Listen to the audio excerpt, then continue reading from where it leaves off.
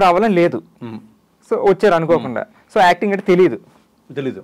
So మీరు అలా first వచ్చినప్పుడు మరి మీకు ఏమైనా ఇబ్బందులు వచ్చినాయా ఫస్ట్ సీరియల్కి? గుడ్ బాగా అడిగారు. నేను యాక్టింగ్కి ఫస్ట్ అస్సలు ఇబ్బంది పడలేదు. యాక్టింగ్ పడలేదు. మేబీ మూవీస్ చూసి ఉండటం ఏదైనా కానీ అసలు పులివాస్ గారు ఫస్ట్ చేశారు, ఆయన ఎంజాయ్మెంటే చేసేవాడిని. ఓకే, నేను ఎప్పుడు ఏంటి చేయలేకపోతున్నాడు అని ఏ డైరెక్టర్ అనుకోలేదు అసలు. యాక్టింగ్ నాకు అదేంటి ఆల్రెడీ ఇది మనకు తెలిసిన విద్యే అన్నట్టుగా వెళ్ళిపోయింది. అంటే ఇదంతా యాంకరింగ్ యాంకరింగ్ అయ్యారు. యాంకరింగ్ లైవ్లో ఉన్నప్పుడు నాకు ఏమనిపించేది తెలుసా? ఫస్ట్ నేను లైవ్కి వెళ్ళినప్పుడు అసలు ఎందుకు వచ్చాం ఇక్కడికి, ఇది ఒక పక్క యాంకరింగ్ చేస్తూ నా లోపల ఈ ఆలోచన అన్ని రన్ అయ్యింది లైవ్లో ఉండగా. అంటే ఏంటి లైవ్, అది కాల్ మాట్లాడుతూనే ఉంటారు. అది లైవ్ అంటే ఇప్పుడు మనం ఏది తప్పు చదివితే అది రికార్డెడ్, 200%. ఏది జరిగితే అది రికార్డెడ్ అని. సపోజ్ మనం ఏదన్నా బటన్ సరిగ్గా పెట్టకపోతే అది అవకాశం చేస్తారు. అలా లైవ్ అనేటప్పుడు అంటే నేను ఇప్పుడు లైవ్ లో ఉన్నాను, ఇదే టైంలో అందరూ చూస్తున్నారన్న ఫీలింగ్ ఒక్కసారి గుద్దేసింది. కాన్షియస్ ఉండేవారు అయితే అక్కడ, బాబు ఇదేంట్రా దీనికి వచ్చేసానండి నేను అనిపించేది. ఆ తర్వాత చేయగా ఇంకా ఎవ్రీడే చేస్తున్నప్పుడు ఎట్లా ఉంటుంది ఫస్ట్ లైవ్ ఎక్స్పీరియన్స్ అది. తర్వాత అసలు మమ్మల్ని ఆడుకునేవాళ్ళు. ఇప్పుడు యాంకరింగ్ మనం యాంకరింగ్ చేస్తున్నాం అనుకో, టాక్ బ్యాక్ ఉండేది కదా, టాక్ బ్యాక్ ఎడిటర్స్ అంత బాగా ఫ్రెండ్స్ అయిపోయి ఉంటారు కదా, విపరీతమైన ఫన్ చేసేవాళ్ళు. అంటే చూసే వాళ్ళకి ఏమనిపిస్తుంది, నువ్వు కూడా చేసావు, చూసే వాళ్ళకేమో మనం ఆ కాలర్తో మాట్లాడుతున్నట్టు ఉంటుంది, మనతో ఇటు ప్యారల్ గా మాట్లాడుతుంటాడు. అది ఇది బ్యాలెన్స్ చేయాలి మళ్ళీ మనం. ఎక్కడి నుంచి కాల్ చేస్తున్నారండి అని అంటే నేను కాల్ చేస్తాను, ఎక్కడ నువ్వు వెళ్తావు తెలుసు అంటే ఏంటి ఎక్కువ డీటెయిల్స్ అడుగుతున్నావు అని ఒక పక్కన మనల్ని ఫన్ చేస్తాం. ఇప్పుడు అమ్మాయి ఫోన్ చేసినా అలాగే అంటారు, నువ్వు ఎక్కువ మాట్లాడుతున్నా ప్రపంచంతో ఇలా ఉంటాయి. వీడు ఆ అమ్మాయి ఏదో పాట అడిగేది, ఓకే, అమ్మాయి ఏదో పాట అడిగితే పాట లేదు మనకు చెప్తారు, ఆ పాట లేదు మధ్య మార్చంటారు, పాట లేదు. ఇప్పుడు మనం సరదాగా అది కాదు కానీ ఈ పాట అలా ఉంటుందని మనం మళ్ళీ మ్యానిపులేట్ చేయాలని తెలియకుండా, అవునవును ఈ పాట బాగుంటుందని వాళ్ళు దాన్ని కన్వర్ట్ చేయాలి. సో లాట్ ఆఫ్ వర్క్ అది యాక్చువల్లీ. తర్వాత అది ఇంకా నార్మల్ అయిపోయింది. లైవ్ షోస్ చాలా బాగా చేసేవారు, నేను చూసాను ఇంట్లో. అప్పటికి ఇంకా నేను రాలేదు, నేను వద్దాం అనుకునేటప్పుడు నా బీటెక్ టైంలో నేను మీకు చూసా.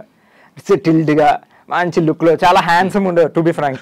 చాలా బాగున్నారు. అంటే ఇప్పటికే ఎలా ఉన్నారు, కొంచెం అంటే నాకు ఎప్పుడు ఏమి ఇష్టం అంటే ఏదైనా కంటెంట్ మాట్లాడటం ఇష్టం, కొంచెం ఉన్నదానిలో కొంచెం ఏదైనా మాట్లాడటం కూడా బాగా మొన్నటినే వచ్చేసేది లైవ్ షోలో. మాట్లాడటం ఏదైనా చిన్న క్వశ్చన్స్ అడగటం అలాంటివి చేసేవాళ్ళం. ఒక చిన్న టాపిక్ తీసుకొని ఏదో మాట్లాడటం, డిస్కస్ చేయటం, సైకిల్ అలా చేసేవాళ్ళం. సో అలా అక్కడి నుంచి వచ్చింది కాబట్టి ఇక్కడ మనకు పెద్ద ఇక్కడ అనిపించలేదు. అసలు యాక్టింగ్ సో ఈజీ. ఇప్పుడైనా నాకు యాంకరింగ్ అంటే కష్టం, ఎప్పటికీ నాకు యాక్టింగ్కి వెళ్తే అది ప్రత్యేకంగా ఏం ఉండదు, కానీ యాంకరింగ్ అనగానే ఇప్పుడు ఏం మాట్లాడాలి అనేది వచ్చేస్తుంది. ఇప్పుడు 5 years గ్యాప్ ఇచ్చారు కదా, అసలు యాక్టింగ్ చేయలేదు. ఆ తర్వాత డే 1 అసలు ఆ గొడవ లేదు నాకు, జీరో. నేను అలా అనుకుంటే సుభాష్ శీఘ్రం ప్రోమో చేశాను, అవును జస్ట్ ఉన్నావుగా, అసలు ఇంకే ఏం లేదు. అది మామూలుగా ఈ మళ్ళీ జయంత్ అన్నాడు మనం చేద్దాం నీ మీద ప్రోమో అన్నాడు. అప్పుడప్పుడు ఏదో బట్టలు తీసుకొని వచ్చాం, మేకప్ వేసుకున్నాం. 4-4 సంవత్సరాల తర్వాత మేకప్ వేసుకుంటానన్న ఫీలింగ్ కూడా లేదు. మేకప్ వేసాడు, వచ్చాడు, ఉంటే అని సింగిల్ టేకే అయిపోయింది. అప్పుడు పర్లేదు మనం అదే యాక్ట్ చేస్తున్నాం, బాగానే యాక్ట్ చేస్తున్నాం అనిపించింది. అంతే ఇంత కాన్షియస్ అవడం కానీ అది గిఫ్ట్ అనుకోవాలి, ఇంకా గాడ్స్ గిఫ్ట్. అసలు జనరల్ గా ఇప్పుడు నాకు ఒక షెడ్యూల్ గ్యాప్ వచ్చి వెళ్తున్నాను అంటేనే డే 1 నాకు అంటే కొత్తగా ఉంటుంది నాకు. మరి నాకు అసలు మీకు 4 years 5 years ఇంకా సమస్య లేదు. అంటే సూపర్ డూపర్ యాక్టింగ్ అని కూడా చెప్పట్లేదు, ఒక సీరియల్ కావాల్సిన యాక్టింగ్ మనం అది ఏమీ కష్టపడకుండా చేయగలుగుతాం. సో కష్టం లేకుండా చేసేయగలరు. సో మీరు ఫస్ట్ ఇంట్లో చెప్పారా మీకు ఇట్లా ఆఫర్ వచ్చింది నేను వెళ్ళిపోతున్నాను? అసలు ఏమి చెప్పాను ఇంట్లో. అదేంటి మా నాన్నకి చాలా ఇష్టం నేను స్క్రీన్ మీద కనిపించడం. మా అమ్మ స్టేబుల్, లేదమ్మా నాకు ఇష్టం లేదంటే ఓకే అంటది, చేస్తానంటే ఓకే అంటది. మా నాన్నకి నేను స్క్రీన్ మీద నేను యాక్టింగ్ ఆపేస్తున్నానంటే ఆయన చాలా బాధపడిపోయారు. మా వైఫ్ కానీ అందరూ లేదు నువ్వు చేయటమే ఇష్టం, బట్ మా నాన్న ఒక్కడే ఎందుకు అనవసరంగా మానేస్తున్నావు, ఎవరికో అదృష్టం అందరికి రాదు, వచ్చిన దాన్ని అదేంటి అని. మళ్ళీ మొన్న యాక్ట్ చేసినప్పుడు నేను మా నాన్న పాయింట్ ఆఫ్ వ్యూలో నుంచి ఆలోచించే సరే మా నాన్న హ్యాపీగా ఫీల్ అవుతాడని మళ్ళీ స్క్రీన్ కోసం అని కాదు, బట్ అది ఇట్స్ డెస్టినీ. నాన్న పాయింట్ ఆఫ్ వ్యూ నుంచి ఆలోచిస్తే హ్యాపీగా ఫీల్ అవుతారు, అని అని ఉంది నాకు. మీకు మీ ఫాదర్ అంటే బాగా ఇష్టమా కంపారిటివ్లీ మదర్ కన్నా? అంటే అలానే లేదు, కాదు కదా, మరి ఓన్లీ డాడీ కోసం చేస్తున్నారు. డాడీ కోసం అంటే మా అమ్మకి షీఈ్ నాట్ పర్టికులర్ స్క్రీన్ మీద ఉండాలి చెయ్యాలని ఏం లేదు. మా నాన్నకు ఉంటుంది, మా నాన్నకు ఉంది. సో మీరు అప్పుడు ఫస్ట్ కనిపించారు కదా, అప్పుడు కూడా మా నాన్నకి ఇట్లా ఫీల్డ్ నేను ఏదైనా ట్రై అంటే ఏదైనా అయిపోయిన తర్వాత జరుగుతున్న తర్వాత ఇంట్లో తెలియటమే, నేనన్నా చెప్పడం వేరే వాళ్ళన్నా చెప్పడమే కానీ ముందు చెప్పి. అవును, మీరు ఇందాక చెప్పారు నాకు బయట అసలు చిన్నప్పటి నుంచి కూడా మీరు 8th క్లాస్ కా బయటకు వచ్చారు, ఇండివిజువాలిటీ వచ్చిందని. పెరింగపురంలో చదువుకున్నాయి. అసలు ఏది కూడా ఇంట్లో ఇన్ఫార్మ్ చేసేవారు కాదంట. ఇంట్లో అంటే ఇన్ఫార్మ్ అంటే మనం చాలా రెస్పాన్సిబిలిటీగా ఉండేవాడి. ఫస్ట్ ఆఫ్ ఆల్ ఇప్పుడు పెద్ద కొడుకు, ఇద్దరం అబ్బాయిలు. హాస్టల్లో కూడా మన బట్టలు మనమే ఉతుక్కోవాలి, వాటిని ఐరన్ కూడా ఉండదు, మన ట్రంక్ పెట్టి ఉండేది కదా, లేకపోతే మన దీనికని పెట్టుకోవడం. మన బట్టలు మనమే ఉతుక్కొని జాగ్రత్తగా ఉన్న తక్కువ మనని జాగ్రత్తగా వాడుకుంటూ అలా ఇండిపెండెంట్ నేచర్ ఫస్ట్ నుంచి ఉంది. ఇండిపెండెంట్ అండ్ రెస్పాన్సిబిలిటీ కూడా ఉంది. నేను ఎక్కువ ఆలోచిస్తాను. ఇప్పుడు నేను అప్పుడు చెప్పాను కదా ఇందాక బి లెవెల్ కంప్యూటర్స్ చదువుకున్నా, ఎంసీఏ నా తెలిసిన వాళ్ళు ఫ్రెండ్స్ కర్ణాటక వెళ్ళి డొనేషన్ గట్టి చదివారు. నేను చదవాలి, ఇంట్లో బర్డెన్ అవుతాం, అది ఉండేది ఎప్పుడు మనకి చిన్నప్పుడు వల్ల బర్డెన్ అవ్వకూడదు అనేది ఫస్ట్ నుంచి ఉంది. మెచ్యూరిటీ లెవెల్ ఎక్కువ ఉంది మీకు. ఇంకా లేకపోతే మెచ్యూరిటీ లెవెల్ లేకపోతే నేను చదువుకు వెళ్ళిపోయాను. ఇటు రాలేకపోయారేమో అసలు, అంటే అటు వెళ్ళిపోయేవాడిని. అది ఎక్కువ ఉండటం వల్ల అసలు నేను ఆ ఇంట్లో ఫోర్స్ చేయను. ఫోర్స్ చేయటం కాదు కదా, నేను ఎంత త్వరగా నేను వాళ్ళ భారం అవ్వకుండా ఉంటే అంటే మనీ తీసుకోకూడదు. అంటే ఎఫర్ట్ చేయగలరు కానీ నాకు ఎక్కువ ఉండేది. మీకు ఇష్టం లేదు అది? ఎక్కువ ఉండేది. నేను వాళ్ళ చదువు నుంచి నేను పక్కకి వచ్చిన దగ్గర నుంచి రాకముందే 6 monthsలో పక్క వెళ్ళిపోతాను అనగా నేను మా ఇంట్లో మనీ తీసుకోవడం ఆపేసాను. 6 months. మరి ఆ 6 months ఎలా బ్యాలెన్స్ చేశారు? మా ఫ్రెండ్ శేషు అని ఉన్నాడు, తను అప్పటికి రూమ్మేట్. తను ఆల్రెడీ ఇది ప్రొజెక్టర్స్ హోమ్ థియేటర్ సర్వీస్ చేసి ఆ బిజినెస్లో ఉన్నాడు. ఆ కంపెనీ పెట్టాడు ఓన్గా. అప్పుడు దాకా వేరే చోట జాబ్ చేసేవాడు. తన దగ్గర ఒక 6 months జాబ్ చేశారు. వదిలేసిన 6 months ఆడిచ్చిన దాంతో నేను సస్ట్ అయ్యాను ఫస్ట్ ఇక్కడ. తర్వాత ఫ్రెండ్స్ వాళ్ళ దగ్గర తీసుకున్నా, మళ్ళీ మనీ అందరికీ నేను తీసుకున్నా. ఎవరైతే నాకు అడగకుండా కావాలేమో అని మా కజిన్స్ కానీ ఎవరైనా మనీ వాళ్ళు అనుకుని మీకు అందరికి మళ్ళీ రిటర్న్ ఇచ్చాను.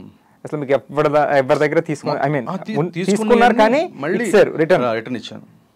అంత ఉంది మీకు. మన సెల్ఫ్ రెస్పెక్ట్ మనం తీసుకోకూడదు, డిపెండ్ అవ్వకూడదు అనేది విపరీతంగా కూడా ఉండదు. ఎవరైనా ఏమనేవాళ్ళు కదా, అట్లా ఉండదు.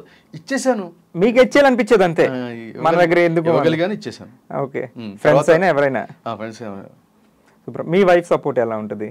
అసలు గొడవలేదు మాకు ఇంట్లో. నా యాక్టింగ్, నేను స్క్రీన్ మీద అసలు ఏం చేసినా ఏంటైనా అసలు నన్ను ఎవరు నువ్వు అది చేయొద్దు ఇదే చెయ్యి అని అంటే లేదు, నేను రెస్పాన్సిబుల్గా ఉంటాను కదా, ఏదైనా ఆలోచించే చేస్తాడులే అనేది ఉంటుంది. కానీ నువ్వు ఏం చేస్తాను నన్ను ట్రాక్ చేసేవాళ్ళు ఎవరు లేరు అసలు. ఫ్యామిలీ నుంచి కానీ ఇండస్ట్రీలో ఎందుకండి మనకి అసలు ఆ గొడవ లేదు మా వైఫ్. తను కూడా ఇంకా నువ్వు షోలకి వెళ్ళొచ్చు కదా, ఎక్స్పోజ్ అవ్వచ్చు కదా అంటారు కదా. డాన్స్ ఎందుకు చేయరు? చేయకూడదని కాదు, పెద్ద ఎందుకు మరి. డాన్స్ షోలు పక్క అడిగే ఉంటారు కదా, చాలా డాన్స్ షోలు జరిగినాయి, ఎందుకు చేయలేదు? షోలు కూడా తక్కువ వెళ్ళాము. అవును, అసలు రారు, చాలా తక్కువ అండి. ఎప్పుడో కానీ చూడలేదు మిమ్మల్ని. మేము ప్రతి షోలో తిరిగేవాళ్ళం, గుర్తుందో లేదో. సిగ్గు అనుకోవాలా లేకపోతే ఇంక చాలు ఎక్స్పోజర్ అనుకోవాలా, నాకు పెద్దగా ఎక్కడైతే కంఫర్టబుల్గా ఉన్నానో అది చేసుకుంటా. డాన్స్ షోలు చాలా తక్కువ అయితే మీరు డాన్స్ చేయడం. ఓకే, అమెరికా అమ్మాయి ప్రోమోస్కి వచ్చేవారు కదా, ప్రమోషన్స్ కి హీరో హీరోయిన్. అసలు రాకుండా లేను, ఎప్పుడన్నా ఒక షోకి. బట్ అట్లా మెరిసి వెళ్ళిపోయేవారు. అవార్డు తీసుకోవటం, కుటుంబం వాళ్ళకి వచ్చారు కదా. సో లవ్ మ్యారేజ్ కదా మీది? కాదా? మా రిలేటివ్స్ అమ్మాయి. ఓకే, మా పెదనాన్న భార్య అంటే మా పెద్దమ్మ అవుతుంది కదా, మా పెద్దమ్మ వాళ్ళ తమ్ముడు కూతురే. ఓకే, మీకు మరదల వరుస అన్నట్టు. సో జనరల్ గానే అలా అయిపోయింది. ఇప్పుడు మన యూట్యూబ్ లో చాలా రాసింది. నేను అక్కడ చూసాను, నేను ఇంటర్వ్యూల కోసం. అమ్మాయిది కూడా చిన్నప్పటి నుంచి తెలిసేమో అయితే మీరు? చిన్నప్పటి నుంచి అంటే చిన్నప్పటి నుంచి తెలియదు, నిజంగా చెప్పాలంటే. తెలియదంటే వాళ్ళు వేరే 4-5 బజార్లు ఉండేవాళ్ళు, పెద్ద తెలీదు. తర్వాత మల్లికార్జున అని ఉన్నాడు మా పెదనాన్న కొడుకు, తను ఇలా అయితే ఎలా ఉంటుంది అనుకుంటే సరే ఓకే అలా జరిగిపోయింది. సో లవ్ మ్యారేజ్ కాదైతే చూసుకోండి, యూట్యూబ్లో పెట్టిన అబద్ధాలు. Arranged marriage 200%. అండ్ నేను ముద్దుమందారం చేసే టైంలో మీది రన్ అయ్యేదండి. నేను మీ దాంట్లో గెస్ట్ రోల్ చేసాను ఒకసారి వచ్చి. బట్ నాకు అప్పుడు ఒక టాక్ అనిపించేది, సీతాకాంత్ గారు అసలు రొమాంటిక్ సీన్స్ చేయరు, అసలు అమ్మాయిలు ముట్టుకోరు అని ఒకటి వచ్చేది. ఎంత నిజమేనా అది? జనరల్గా నేను విన్నా, ప్రామిస్ నేను నిజమేనంటే ఇప్పుడు ఇంక చెప్పారు కదా గట్టిగా. అదే ఎందుకని అంటే మీకు అట్లా ఇప్పుడు ఇందాక చెప్పారు స్టేజ్ మీదకి డాన్స్ ఎందుకేరంటే ఏమో అది భయం కావచ్చు, లేకపోతే సిగ్గు కావచ్చు, ఇంకోటి కావచ్చు. సిగ్గు ఉంది ఒక బేసికల్ ఇంటర్నల్ గా, అలా సిగ్గు బయటికి రానివ్వకుండా మేనేజ్ చేస్తాం. బట్ సీరియల్ అనేసరికి మాక్సిమం హీరోయిన్స్ గా ఉంటాయి కదా, వాటిని ఏదో కొంచెం వయా మీడియాగా పాస్ చేసేవాళ్ళం. కొన్ని కొంచెం మరి ఉంటాయి కదా ఉన్నప్పుడు మాత్రం కొంచెం ఇబ్బంది పెట్టాను నేను. ఇప్పుడు ఇంటర్వ్యూ